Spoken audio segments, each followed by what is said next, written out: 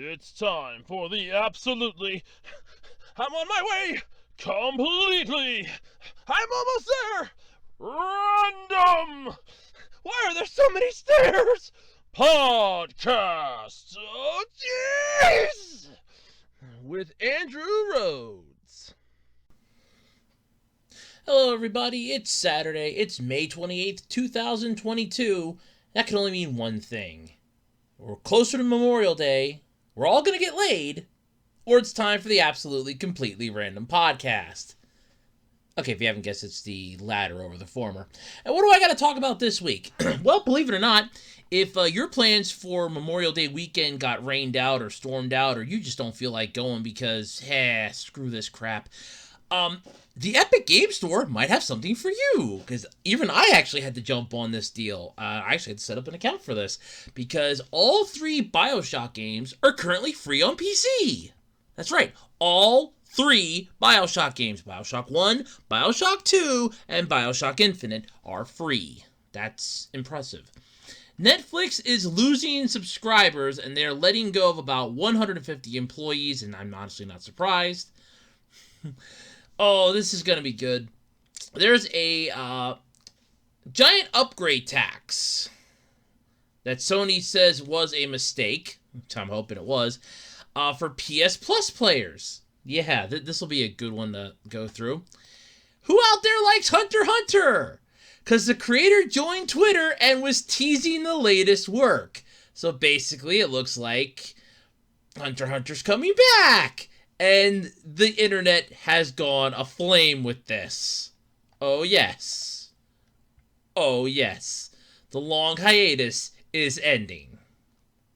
Honestly, I just want to say thank God for that. And after years of hype, the Xbox Game Pass burnout is here. That's right. And no, it's not a game. It's just bad overall. But I'll be talking about this and much more this week on the Absolutely Completely Random Podcast. But before we get into that any further, you know the song and dance by now. I'm sure you do. I'm sure you do.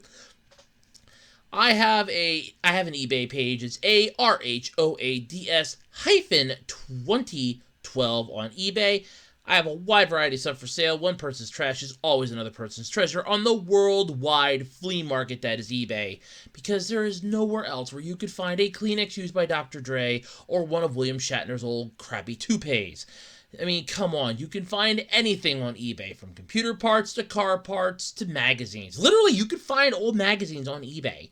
You could find anything on eBay. If you can think it, eBay probably has it. I'm not even joking. I mean, there's some stuff that I'm even shocked eBay has from time to time. I should really do a video of that, what eBay has. I'd just be shocked by it.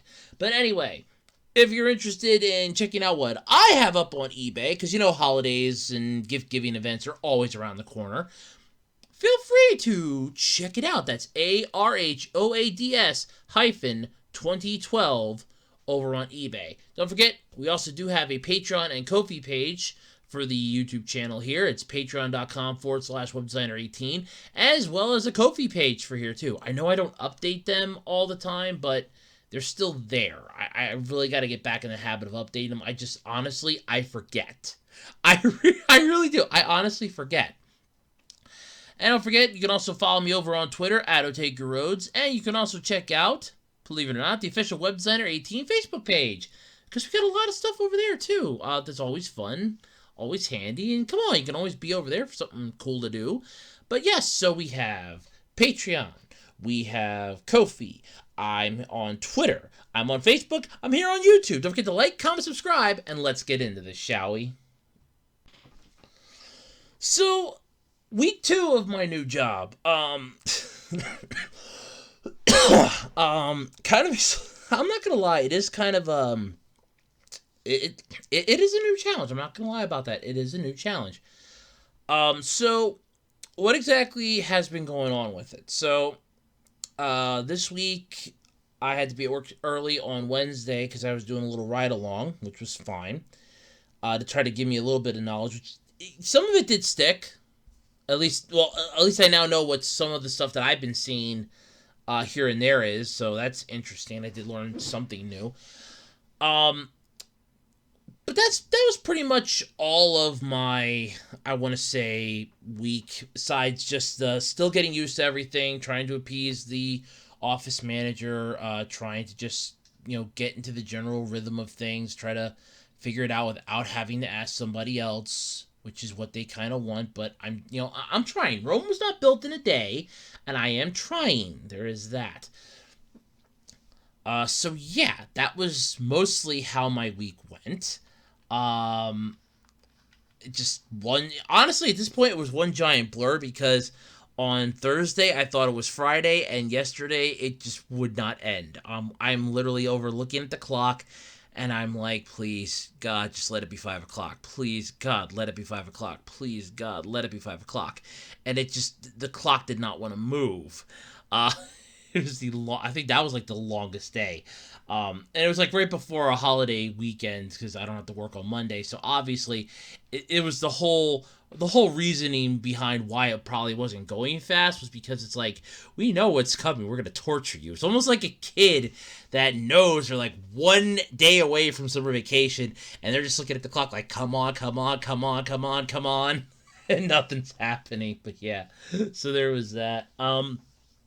I am looking to record the Q&A video tomorrow, which would be Sunday, because of issues that arose this week, namely I don't really have the time to record it on a Tuesday anymore, so I have to adjust when the video, when the deadline is going to be for questions, because I don't have the time to record it on a Tuesday morning like I used to. I'm going to be recording it on a Sunday morning this time because that's the best I can do. I mean, technically, I probably could have recorded it this past Tuesday, but I get up at 2:30 in the morning. I take care of some stuff. I try to get like an hour to an hour and a half nap in so that I'm awake for work. And I have to be at work by 9 a.m. And I work 9 to 5. So it's a little difficult. I'm not gonna lie. It is a little difficult finding time to get every single thing done. And I'm like, well, I could just do the Q&A videos, record them on a Sunday, work on it, and then upload it one of the mornings, which is what I'm going to do. So it will be recorded tomorrow. So yay, and it will be going up on Memorial Day. At least that is my game plan. Now, that's my game plan. Whether or not that happens, I don't know. But that's my game plan. That is my plan for now. Sadly, that is my plan for now. But, don't know if it'll work or not, but that's my plan for now. Otherwise, yeah, week's been pretty entertaining, aside from the, this is about the most free time I get. The little bit in the morning when I'm doing other stuff, if it doesn't take me a long time or if there's not really much to do and I'm just there, catching up on stuff or just double and triple checking things. And then in the evening when I get home, that's literally about it. I'm in bed by like 8 o'clock. So yeah, it's pretty much this is literally the amalgam of time I have. And this is the amalgam of stuff that I do in a day. And it's just kind of like, there's not a lot of free time during the week. The weekends, I get to myself again. So, at least I can still do the podcast. I am trying to work on recording Q&A videos. Like I said, I want to try to get discussion videos going, because those I can record early in the morning. There's not much that I have to do for those. It's just, microphone and pick a topic. It's just getting the motivation to do that is sort of the issue that I have at hand. I have a couple ideas for ones, but I really, really, really have to work those out in my head. And if I do the one that I'm thinking of, I'm going to have to record it in bites, because it's going to be like a discussion video on every single opening of an anime series right now. So that's my plan. Nothing's set in stone. Everything can change, so keep that in mind. But otherwise, yeah, let's dive into this. We got a lot to talk about this week, and it's going to be a lot of fun. So let's go. All right, so this is, this I kind of feel like is the inevitable downfall of these game passes, and at the same time, it just shows you how stupid of an idea this was. This is one of those, it's good on paper, it's piss poor in reality when you put it into practice. So, yeah. The Xbox Game Pass is basically dealing with some burnout. The drought of AAA title games has spurred some to unsub from the service for now. It's Microsoft's Games on Demand service, yeah. So when a Game Pass starts trending, it's either basically it scored a killer game or influencers concocted a virtual joke. Maybe somebody found an Easter egg in a game. They got something for free. There's a glitch. There's an issue. There's hundreds of reasons. But honestly, yeah, this one's not a good thing. Yeah. But over the past few days, though, Microsoft's Games on Demand program started trending for another reason. Players are unsubscribing for now. The burnout apparently is largely due to the fact that subscribers are claiming the Game Pass isn't delivering on its value proposition.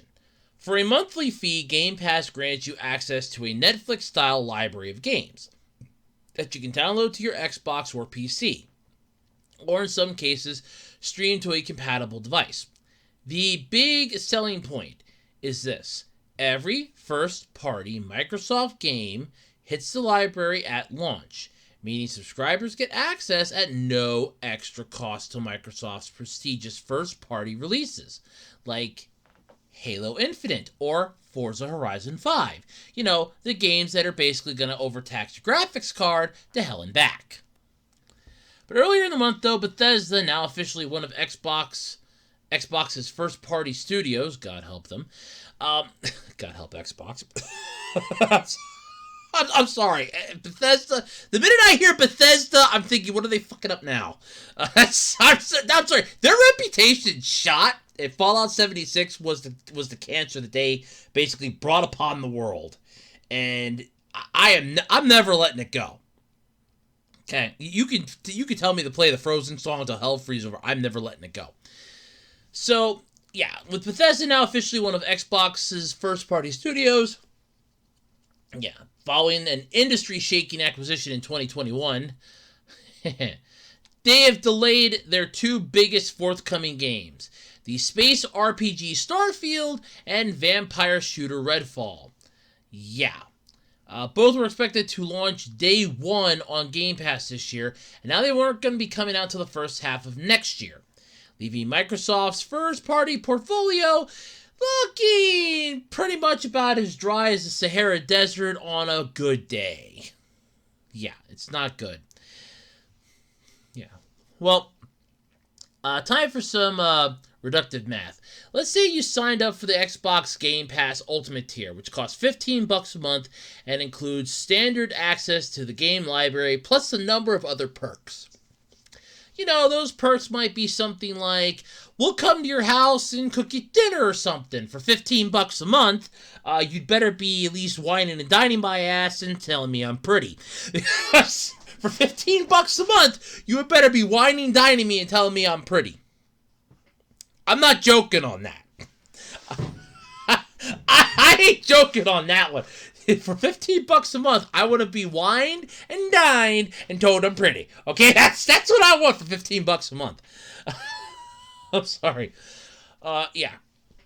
So let's also assume any big budget games, exclusive or not, that hit the service cost an industry standard $60, which is a little less than par for the course, but sure, we'll go for it. I think most of the games are hitting like $70 now. Thank you, inflation. By that math, you'd need to play one full-price game via Game Pass every 4 months to justify the cost. So, I would need to play one full-price game every 4 months. Where's your competition's entrance? Over here? They're over here? Bye! I'm going over here. That's stupid. The service is great, but there aren't any AAA exclusives to compel me to stay. Tom's Guide writer Tony Piccolo said, I know I mispronounced that, I know it, in a tweet, I'll be back when the titles start dropping. Washington Post reporter Gene Park shared a similar sentiment, pointing out that over the past few months, the only games from the service he's availed himself of is Track Tayomi, a side-scrolling samurai action game. And that costs $20. It rules, but it only costs $20. So you're paying $15 a month for Microsoft to tell you you're pretty, to wine and dine you, to give you all the stuff before they give it to the peasants. It's like, look at this beautiful game. Oh, I want to try first. You be my guest. You wait your turn, peasants. Yeah, that's basically what this is. And in an ironic twist of fate, ironic is the understatement here. Definitely. But yeah, other prominent members, though, of the gaming contingency laminated paying upfront for months, if not years, of Game Pass, while others compared it unfavorably against the upcoming revamp of PS Plus, which we will be talking about. This will be fun. I get both sides of the fence in this one. It's beautiful. Sony's competing subscription service, Sony's generally valued first-party games, won't launch on PS Plus. Oh, that figures. There's always a downside to things. It's unclear, though, whether the extended convo has had a tangible impact on Game Pass subscription numbers. But Microsoft does not make such figures public, because that would be idiotic if they did. It'd be like, well, how many people subscribe to your Game Pass? Oh, that many, huh? This is how many we got! It's basically... Did anybody ever see the Gabriel Iglesias joke with HBO and Nickelodeon? But he's like, yo, check this out. Nickelodeon! Hey, yo, check this out. Yeah, that joke is basically this. They're not going to put their figures out there to the public because they don't want to have a pissing contest. It's not like, well, we have more people than you. No, you don't. Yes, we do. But prove it. No, I don't want to show you. Yeah, that's what it is. But yeah, this is idiotic. Yeah, the representatives for the company did not immediately respond to a request for comment, of course. But yeah. So basically, people are getting a little pissed off. There's no AAA games. They're not following through on their promises. Honestly, you can't blame them for delays. But at that same point, they're throwing all their eggs into one basket here. They're claiming that their service is going to be the end-all, beat-all of the services. It's going to be the greatest thing ever. You can get first, party access, blah, blah, blah. But the problem is, unless you can back that up, you're all bark and hell no bite. Okay? Without any proof to back up your claims, you got nothing. And that's honestly, yeah. Yeah, this is just, it's honestly horrifying. This is just, I don't get why this is so horrifying to them, but apparently it is. And truthfully, as much as I'd love to say, hey, you guys screwed up, just admit it. They're not going to. The hell no. They're never going to admit. They're not going to admit, oh, we screwed up. We're sorry. We messed up. No. They figure, screw it. Screw you. Screw the players. We'll make this right somewhere down the road. Yeah, how about you discount it? To try to get them back. Like, hey, you were a former subscriber. How about you come back for $10 a month? I still don't think they would come back. I honestly don't think they would come back in any way, shape, or form. So... yeah. But either way, like I said, this is the downfall of Game Passes. And not short enough they were. Alright, so this is huge for Hunter x Hunter fans. Apparently the creator of Hunter x Hunter has joined Twitter. Officially, by the way. Okay? Because One Punch Man's artist has confirmed the Twitter account is in fact the real deal. It's real as hell, folks. And guess what? The long hiatus is ending. Hunter x Hunter is coming back. After 4 years, the creator of the popular shonen manga, Hunter x Hunter, not only created a Twitter account, but announced that he is working on 4 new chapters of the series. Yes, that's right. Yoshihiro Togashi is back. Oh my god. And for those of you that don't know what Hunter x Hunter is, because you've been living under a rock, and honestly, I wouldn't blame you. I slept on this series too, and I've been kicking myself ever since. When I finally found it, I have been kicking myself for not finding it sooner. And I'm like, oh my god, I could not believe, I was like, oh my god. Yeah. This is impressive. So, if you're unfamiliar with the story, it's about a boy named Gon and his journey as a hunter.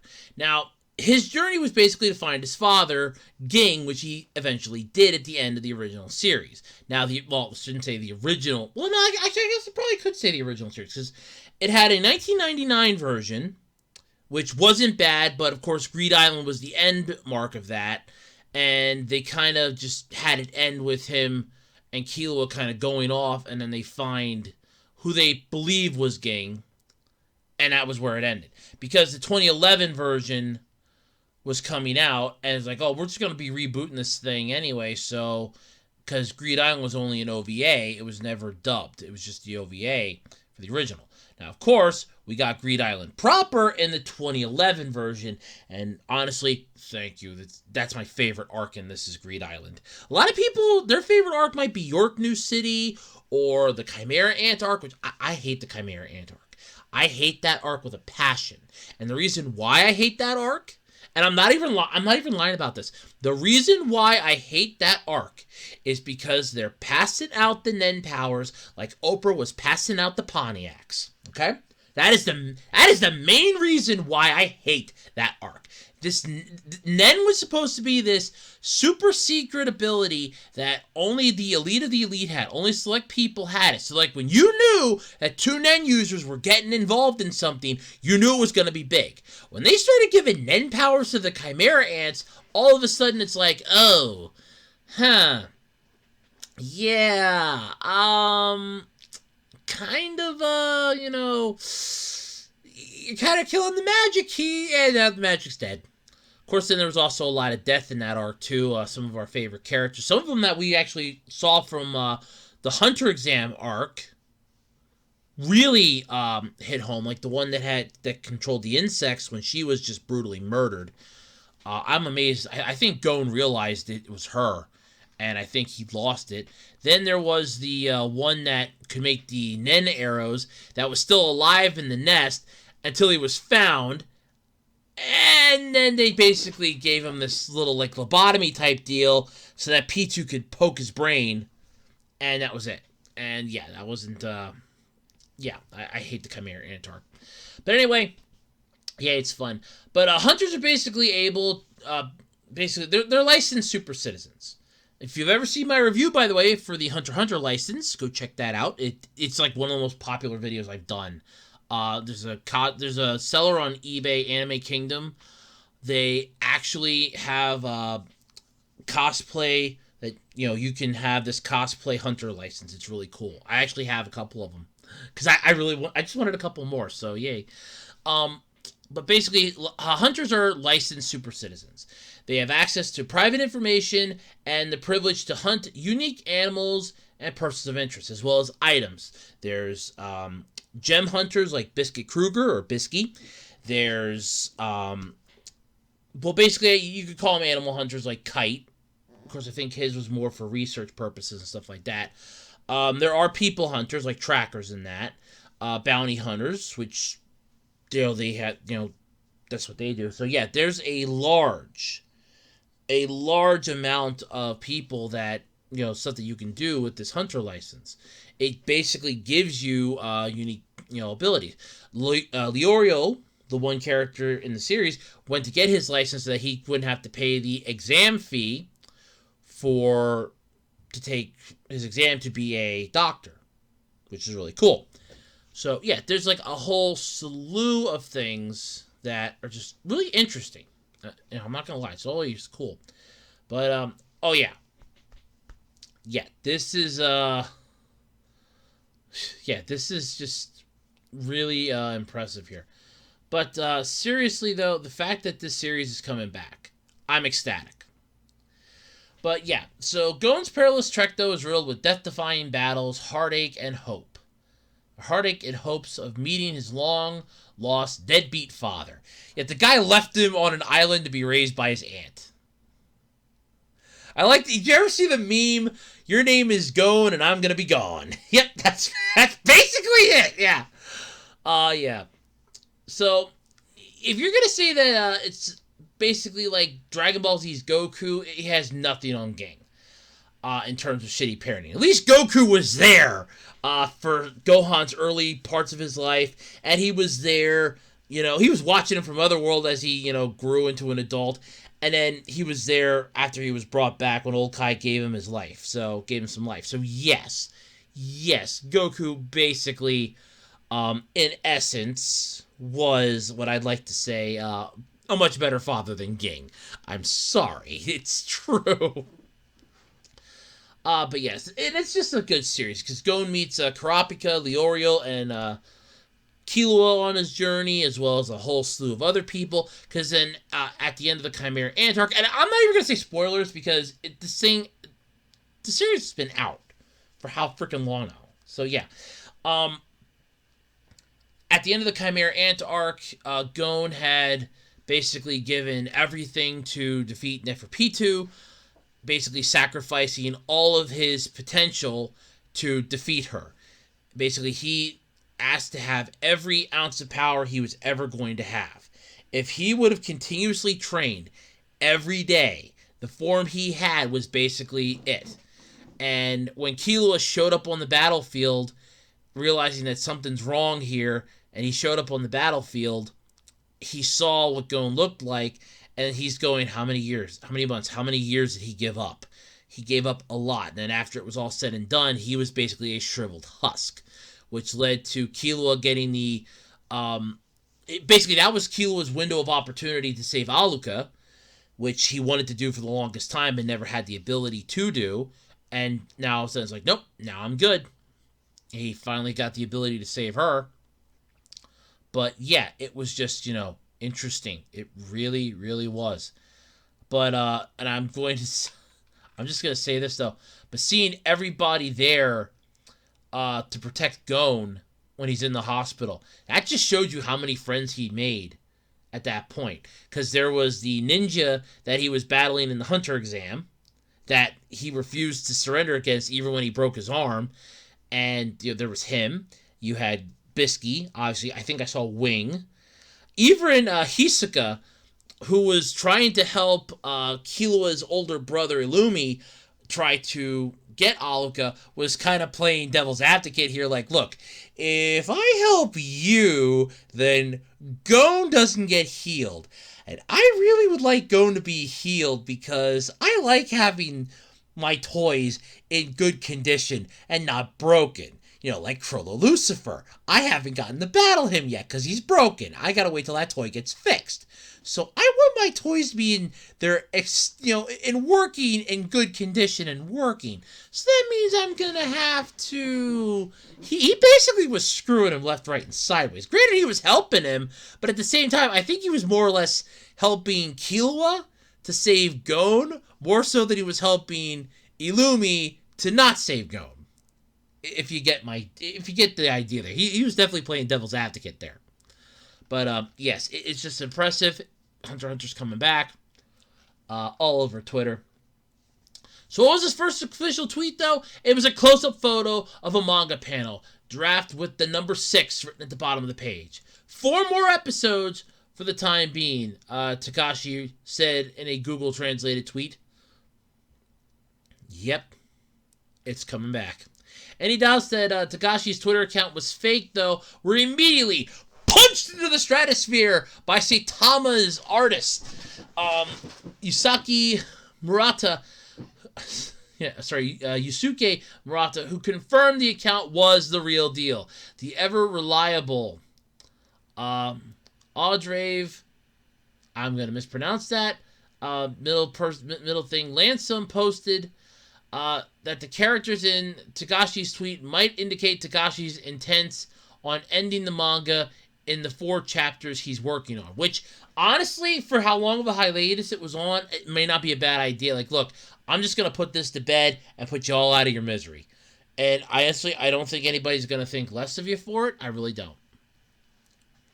But yes, this is just amazing now. If you've ever steeped yourself though in Hunter x Hunter, which you should, obviously, it's freaking beautiful.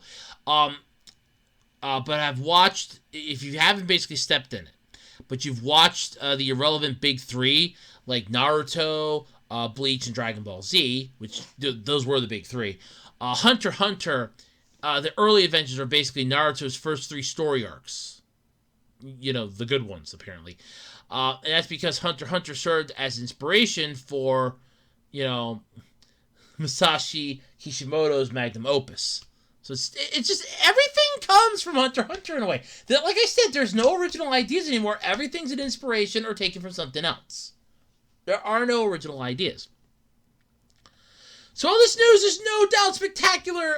You'd be remiss, though, to mention that the reason behind the hiatus is because of Togashi's health, an issue that plagues many manga artists due to their grueling work schedules.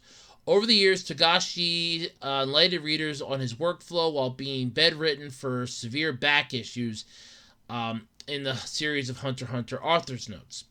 In 2018, he did a weekly Jump interview where it basically voiced his frustration at the manga dragging on and his desire to conclude Hunter x Hunter or die trying. I actually think I covered that in a topic here too. But Hunter x Hunter is now, as it is now, has a lot in it that makes people want to keep on reading.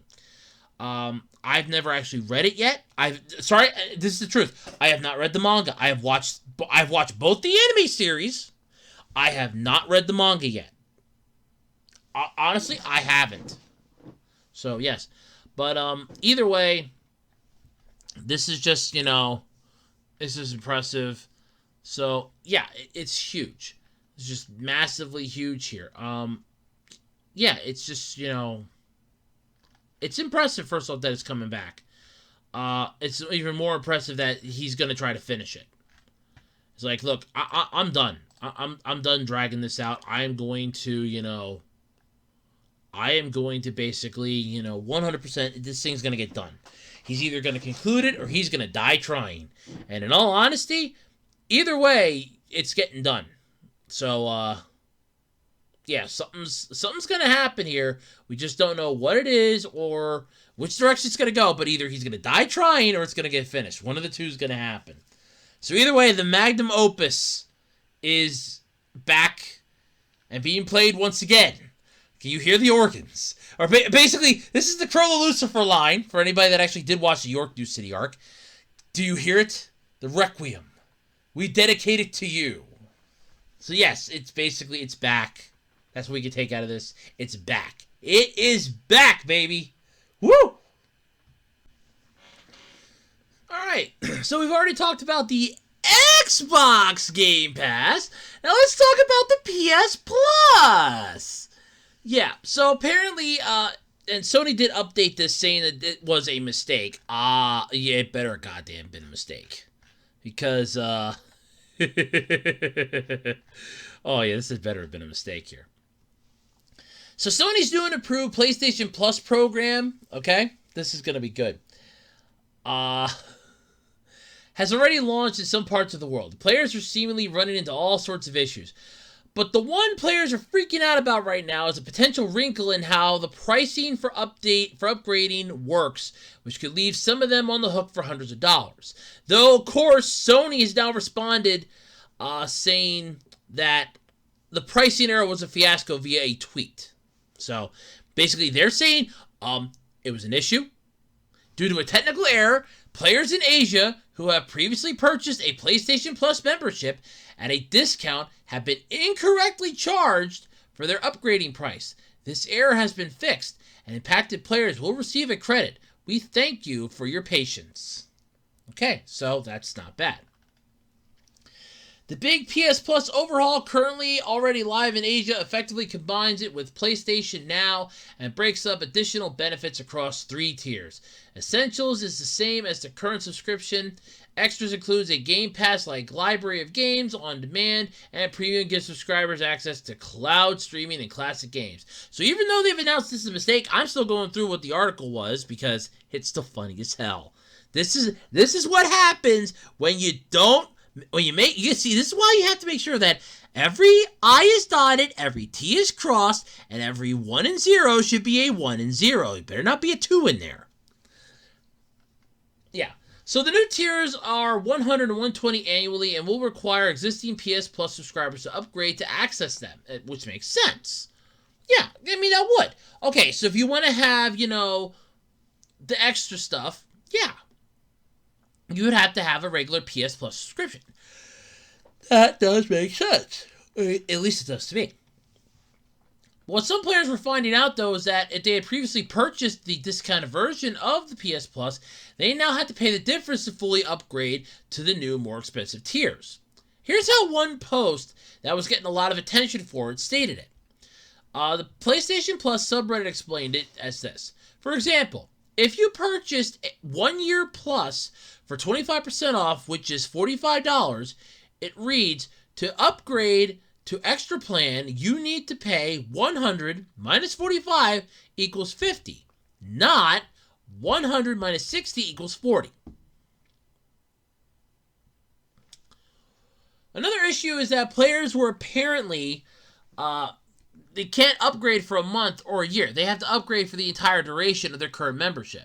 So if you don't know, if you decide, if you purchase like an extra 10 years of this, because you're an idiot and you have money to burn and you just didn't know what to do with it. Which, by the way, give it to other people. I guarantee you, if you have money to burn and you don't know what to do with it and your living expenses are X amount and you have this much left over and you just don't know what to do with it and you have enough set away for in case of an emergency, consider giving it to other people. Just like, here's $20, random stranger. Have a nice day. What's this for? Because I think that you're special and I want you to know that. That $20 could help you. It could buy you lunch. It could get you some gas. It could make your day better. Have a nice day, neighbor. Yeah, just, shit like that. I'm not saying to do that! Please, God, don't do that! I don't need people coming back and saying I got stabbed in the throat because I gave somebody $20 because, Andrew Rhodes of the One Slider 18 channel told me to do it. Now, please don't do that! I don't want people to get stabbed on my account. But, yeah. But you have to basically, if you purchased the 10 years of this, when it was significantly discounted, you gotta pay the upgrade of the entire decade at a full price. Ouch. So while it might sound like a weird outlier, though, it is uncommon. It's not uncommon for some of PlayStation's biggest fans to stack years and years of subscriptions when there's a particularly big discount. Makes sense. That's what happened with the PS Now was selling at half off, and a bunch of players rushed to capitalize on the deal. Especially since the subscription would automatically roll over into PS Plus premium subscriptions once the programs were combined. So yeah, it's like, look, I can get this at, half off, and it's automatically going to roll over. Woohoo! Yeah, I'm fine with that. Now, how many years, though, are you all stacking is the main question. Which is basically, really questionable. Nico Partners analyst Daniel Ahmed seemingly filled up through 2031, so did others. Sony eventually blocked subscription stacking a few weeks later. Now it appears the PS5 maker plans to recoup whatever small savings players may have gotten away with. In the case of a 10-year stack, subscribers could end up having to pay back another $600 to fully upgrade. But now they're saying that it was a mistake. Yeah, now, see, when you read the article, okay, and when I explain the article to you, and then you hear what the update is like, look, it was an error. Do you believe it was an error? No, I don't think it was an error. I think what happened was this was intentional. They're like, look, we've got to recoup what we lost on this. We took a bath on this because we didn't put a block in there for having to stack subscriptions. That was a screw up on our part. We messed up. We gotta fix it. And then what ended up happening, and I'm not even joking on this, okay? What ended up happening was, because they screwed up, and because they know they screwed up, Now all of a sudden it's, oops, we messed up, you think. We're going to fix it, you think. This is illegal. Definitely. That, my friends, honestly, it is honestly illegal. It is called a bait and switch. See, they bait you in for this item, or they bait you in for this price, basically. It's still the same thing. It's basically, this is the example of it. Let's say I have a special on for rubber duckies, okay? You come to my physical store, and there's like a massive sale of rubber duckies. I'm, selling them for $1 a duck. And these are like big, monstrous rubber duckies, okay? I mean, I'm talking like you have to basically strap this to the roof of your car, and you're driving down the street with this gigantic-ass rubber ducky attached to the top of your car. And you're looking like an idiot, okay? That, for $1. That big for $1, okay? That's going to get a lot of people coming into my store. Now, I don't have the rubber duckies. But I'm trying to sell you a similar rubber ducky for $50. That's a bait and switch. Here's the thing. It works the same way with pricing and sales. You sucker somebody in with the sale. Like, let's say, again, I'll use a fake store here as an example. Let's say I have a video game store. I call it Andrew's Game Dungeon, or Andrew's, Gameporium or something. I don't fucking care. And I'm like, look, I am having a massive sale on, Nintendo games. All Nintendo games are 75% off. That's going to get people to flock into my store. But then when they get there, they find out that it's only 75% off. That it's not 75% off. You have to buy this, you got to pay, it's 75% off, but you have to pay, you got to buy like maybe 6 or 7 PlayStation 4 games first. And then you get one Nintendo game for 75% off. See, that's kind of called a bait and switch and like the fine print. But in this case, this is definitely a bait and switch. We're like, look, you buy this subscription for this much. And you've read over the fine print. There's nothing in there about how, if you want to upgrade, you got to pay what the difference was. So without that being in there, so basically, if there's no fine print like this, so it's basically like the cell phone companies. Like, look, you can come in and buy this cell phone for $1 with an 8-year service plan. Unless that's there in writing where it says with an 8-year service plan down with the little asterisk, and then you get in there and it's like it's not $1 now, it's like $87. Bait and switch, bait and switch, bait and switch. Without that little addendum there, it's a bait and switch. So basically, again, my fake store, if you would come in like, hey, I want to get these Nintendo games for 75% off, and I tell you, oh, no. See, it's 75% off, but you got to buy 6 PS4 games first. Did I have that written anywhere? No, because that's a bait and switch. I'm baiting you to come into my store with the promise of a 75% off Nintendo game, but I'm not telling you that to get that 75% off Nintendo game, you got to buy 6 PS4 games. See what I mean here? That's bait and switch. Without that fine print, that's bait and switch. So unless there was fine print in this, which I don't think there was, it's bait and switch. So obviously they realize it's illegal, which it is. They're like, oh shit, we can't do this. We can't do this. We gotta fix this. We can't do this. So yeah. But this already stirred like a mini backlash in comments on Reddit, social media, and the PlayStation blog. PlayStation is the most profitable it has ever been. It's raking in billions upon billions of dollars. It has more money than I think I will ever see in my entire life. Unless I end up inheriting money from like a quadrillionaire, I don't think I am ever going to see as much money as Sony's making off the PlayStation right now. Okay? To expect a bit of goodwill and a little less greed from time to time is okay. Because, they're making billions upon billions of dollars. You're like, hey, look, we're making a shit ton of money. We want to give back to you, the commoners, that are helping us make this shit ton of money. How are we going to do that? By giving you a game that you're going to love at a much cheaper price. Here you go. Enjoy. Then all of a sudden it's,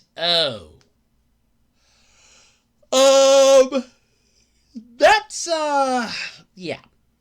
That's a thing called goodwill.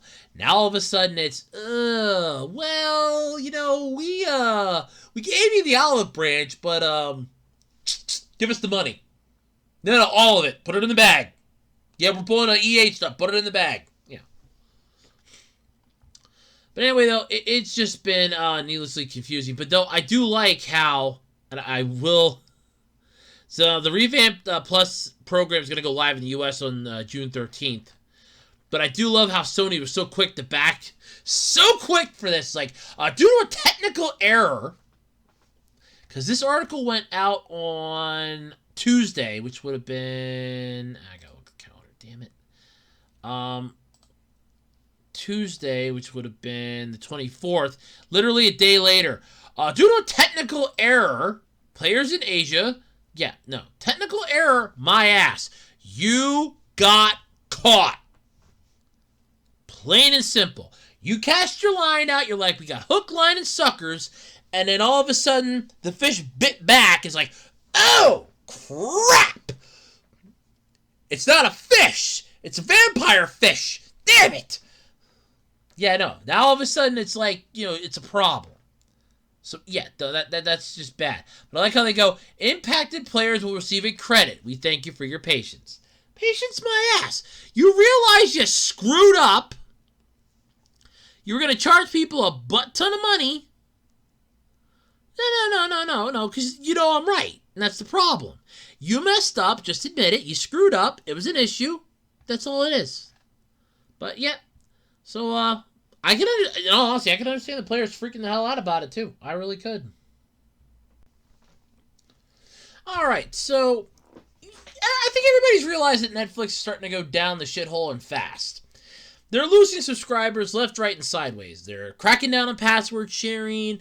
They're taking baths on their live-action series left, right, and sideways. They are basically... They have become a mockery at this point. And you remember the joke that I made that Netflix sucks? And I explained why I hate Netflix? Hey, guess what? It's becoming more and more prominent right now why I hate Netflix. And here you go. It's becoming pretty prominent now. If it wasn't beforehand, it's becoming prominent now. So Netflix is currently losing subscribers. They let go of about 150 employees. They have just been screwing themselves lately. They've been releasing a lot of anime and animation inspired by anime, as well as live action adaptations of anime and manga, and they're not succeeding. A prime example of this is look at Cowboy Bebop. I said that was going to suck. I was going to go to my grave saying it was going to suck, and I didn't even have to go to my grave because everybody ended up agreeing when it came the fuck out. It was horrible. It was god-awful. It was garbage. This thing was a nightmare of crap, and they knew it was bad. They knew it, and that's the problem. But yes, this is just horrifying. Yes, but the streaming giant is going through some rough times. About 200,000 people have dropped their subscriptions, and their revenue is slowing. It's slowing. It's starting to tank. And as a result, about 150 employees out of 11,000 have been let go. Well, it was nice working for Netflix. Is Google hiring? I guarantee you that's like a lot of people are probably like, hey, let me go to Google, Paramount, those streaming services. I can do that shit there. Yeah. Although I do like this. As we explained, our earnings are slowing. Revenue growth means we are also having to slow our cost growth as a company. So sadly, we are letting around 150 employees go today, mostly US-based. Netflix remarked in a statement given to Deadline. These changes are primarily driven by business needs rather than individual performance. My ass. Which makes them especially tough, as none of us want to say goodbye to such great colleagues. We're working hard to support them through this very difficult transition. Let me give everybody a little taste of the real world here, okay? That fiction is fun, isn't it, boys and girls? So let's actually look at the truth here. When a company has to let go of employees because they're starting to go downhill in revenue cost, they're going to look at 5 things. They're going to look at how well they work, how accurate they are at their work, how pleasant they are around other colleagues, whether or not they are abiding by the rules, and how much money they make. So, this is where this comes in. The first category is how much money they make. They're going to look at that. They're going to target those people first to try to cut the legs off and try to stop the bleeding. So if you're making, let's say, $15 to $17 an hour at Netflix, and all of a sudden they got a downside, you're on the chopping block. You're in the running unless you fit the other categories, and you're okay in the other categories. You're on the chopping block because you're making too much an hour. So now let's look at the other categories. How well do you work? You suck. Like, let's say your performance has been mediocre. That's 2 strikes against you. That's not good. How well do you get along with your other colleagues? Let's say that they don't like being around you. Like, oh, I cannot stand being around so-and-so. Or I get so tense around so-and-so. That's 3 strikes against you. It's not helping you. And for stuff like this, they got to make sure that they have like all 5 or at least 4 out of the 5 strikes hitting. Because somebody can easily realize, hey, look, we're taking a bath. Then all of a sudden, their performance can improve because they know they might get fired. So they have to make sure that they get at least 4 out of the 5 here. This isn't one of those 3 strikes and you're out deals. How accurate is your work? Well, if you're missing stuff left, right, and sideways, or you're taking too many days off, like, let's say you take a 45-minute bathroom break because you have chalupas for lunch. Nope, they ain't gonna like that because that's not being productive. It's basically, you're done. That's how they actually do this, and I love how they go, this is not a individual performance. No, it's driven by business needs rather than individual performance. My ass. I'm sorry. That is the corporate line if I have ever read one in my life. That is bullshit. It is always driven by how they perform. If it was a business decision, the high-up executives would take a pay cut. That's the truth. I'm sorry. It's true. If it was based on... If it was based purely on business needs and not by their performance, the higher-up executives would take a massive pay cut. They would start weaning back hours. They would not cut the legs out of 150 people. Okay? First off, you can look it up. That's Economics 101. Because that's not helping the bottom line. You want to know what's screwing you over to the wall? Let me tell you what's screwing you to the wall. Ready? Are you ready to hear this? This is what's screwing you to the wall here. Ready? Okay. So, you were given this. Let's say, what's a good way of wording this? So you basically get, let's say you got a job at Netflix. And I'm talking like low rung of the job. By the way, that's another, I should have said there's 6 categories, one of those other categories could probably be combined, but there's at least like 5 or 6. How new are you? Last one hired, first one fired. That phrase is true. But let's say you just get a job at Netflix, and you're like, I'm quality control. And let's say that I'm asleep at the wheel. And like maybe 1 out of every 10 complaints that come my way I take care of. That's leaving 9 complaints that aren't being addressed. I'm making $27.50 an hour or something. I'm there for 8 hours a day. My colleagues don't like me. I'm not productive at my job. My ass is on the chopping block. I know I'm the first one to go. I'm going to be one of the first ones they're going to shove out that door. Because it is performance related. I love that. It is not driven by business needs. It is driven... Yeah, no, that's bullshit. Are they primarily driven by business needs? No, it's driven by individual performance. If it was business needs, your executives would take a pay cut. Did I see anything about them taking a pay cut? I didn't see anything about them taking a pay cut. If it would be business related, they would take a pay cut. Rather than slack off 150 people, they would take a pay cut. That's what it is, folks. That's, honest to God, that's what it is. I'm not joking. Another reason, though, and I love this part, this is the best joke ever, could be that people are doing less streaming as they get outside more and there isn't as much social distancing. Oh, yes, I can be around my friends and family again that I wasn't able to communicate with and tell to go off in person. In 2020, I had to do it over the phone. Hey, you know what? I like that. I like that. Hold on, let me do that again. Yeah, no, I'm just going to keep doing that. There are some people that would rather just still do I don't really want to go see them. I just want to sit here and I can just tell them to go off from home.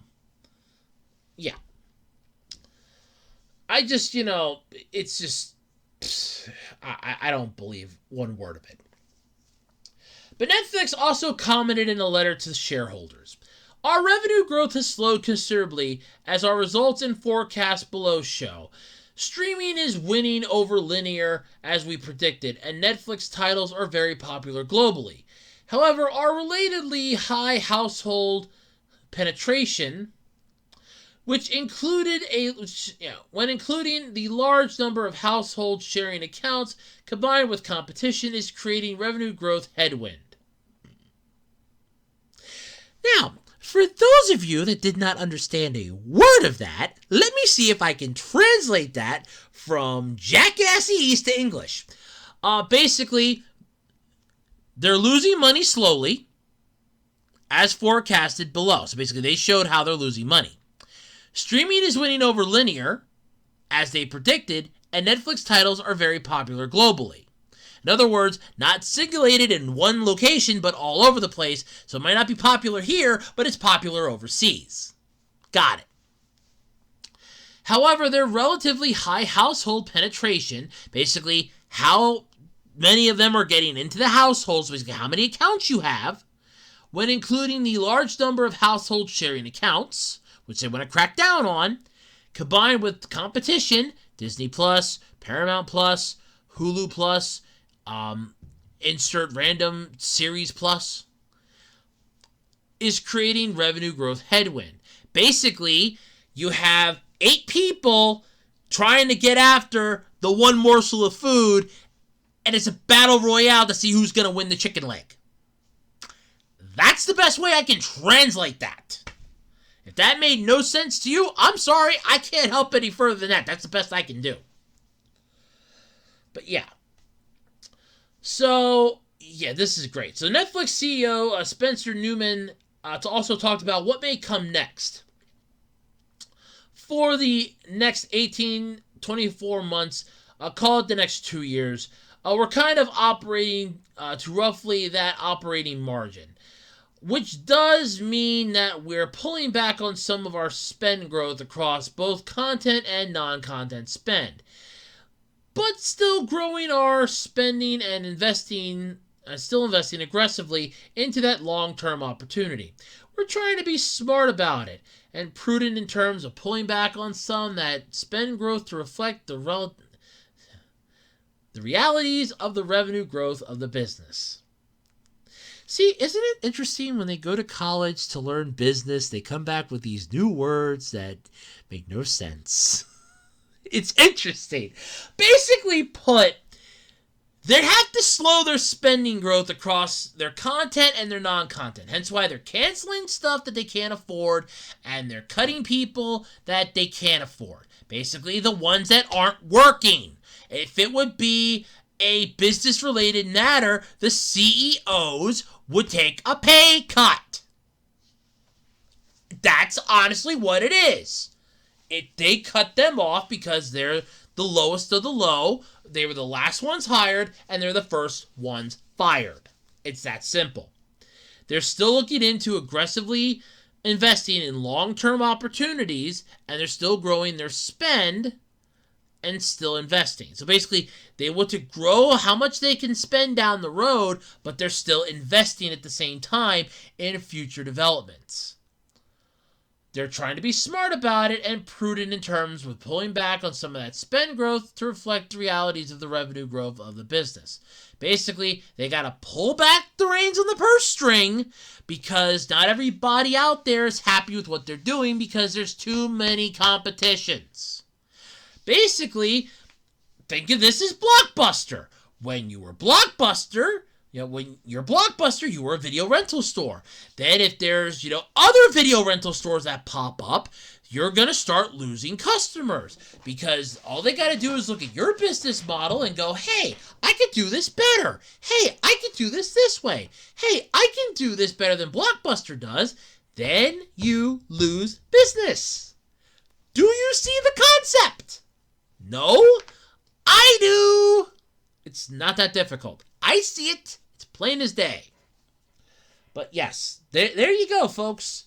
That is basically the gist of it. But I do love how their bullshit of it is nothing to do with employee performance. It is about, individual performance. It is business needs. My ass is it business needs. That has to do with you're cutting the legs off the employees that you deem are not worthy or that were the last ones hired, first ones fired. Yep, that's how it goes. All right, and last topic then for this week. Do you have some time this weekend? Family not getting together because they don't want to see each other, fighting and infighting amongst the family. Your friends are out of town getting drunk off their ass, they're in jail or they're sick or still hard working. Or do you just not feel like going out because you don't got the money? You want something to do for fun for free? Well, I think I might have the answer for you. Because Epic Game Store has released all 3 of the BioShock games on PC for free. All 3 of them. All 3 games for free on PC. Yep. It's true. Yeah. Besides, you don't need to be brainwashed, though, to know how good of a deal this is. You get all 3 BioShock games on PC for absolutely nothing at all via the latest Epic Game Store giveaway. Basically, this was starting Thursday. It started Thursday at 6. Oh, basically, it started Thursday. You can download, and install BioShock The Collection on PC via the Epic Games Store. This bundle includes remastered and touched-up versions of BioShock, BioShock 2, and BioShock Infinite. The collection also comes with all of the single-player DLC packs and expansions released for the games, including the beloved BioShock 2 DLC, Minerva's Den. As with past frees up from Epic, it's yours forever once you create an account and redeem the game. And as usual, this offer is only for PC versions. Don't wait too long, though, to pick it up, because the deal expires on June 2nd. $0, 0 cents. Come on. The sad part is, I actually jumped on this. I don't even have a freaking Epic account. I had to create one, and I jumped on this just to get it. I'm like, this is way too good of a deal. That was way too good of a deal. I'm like, hell no. I'm jumping on that. $0. Mine forever. $0.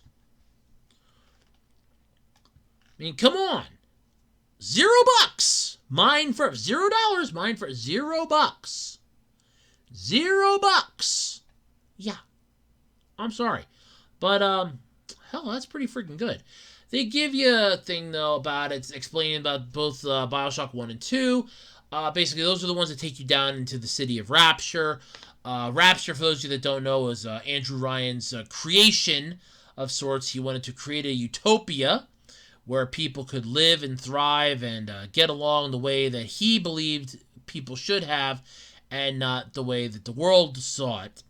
And BioShock 3 took you to the floating sky city of Columbia, which in and of itself was creepy as hell. Though the one DLC did take you back down to Rapture, which was kind of interesting, but still, meh, in a way. Not bad, but not good, but not bad. But yes, either way, though, if you wanted to have all 3 of these games and you were not going to shell out the money for them, good news, now you can finally get them for free! Welcome to the world of free! Like, I jumped on it. Whether or not I keep it, I don't know. I jumped on it. I'm like, hell, I'm going to jump on that. I mean, all three of them for nothing? That's a good bargain, honestly. Because I remember when the original BioShock came out, and you needed a monster of a PC to run that bitch. And I'm not even joking. When you flipped that box over and you looked at the system requirements, it was like, oh my god, yeah, you needed a monster PC to run that. When it was porting out on consoles, they're like, you know what? It's better off on the consoles because at least that way I don't have to have this monsterly powerful PC to run this bastard. Because you needed a powerhouse of a PC to run the first game. Now, I think they might have scaled back the requirements though when they were re-releasing it, and newer technology might have helped. But I just remember you needed one beefy bitch of a PC to run that. You needed a beefy bitch, and if you did not have that, you were not getting that thing you were not getting anywhere.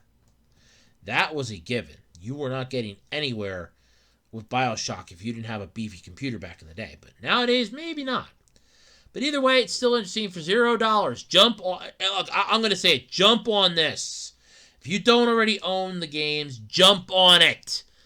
Seriously, it's worth it. Freaking jump on it. Jump on it now while you have a freaking chance.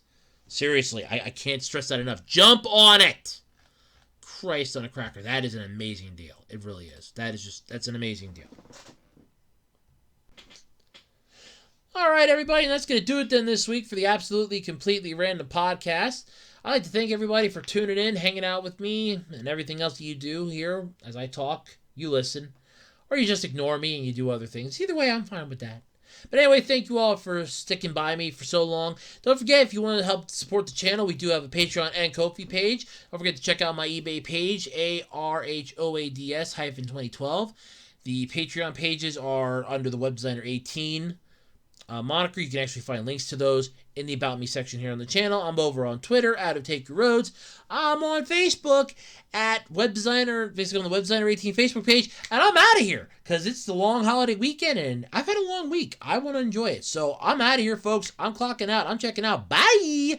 I'll catch you all next time here on the Absolutely Completely Random Podcast.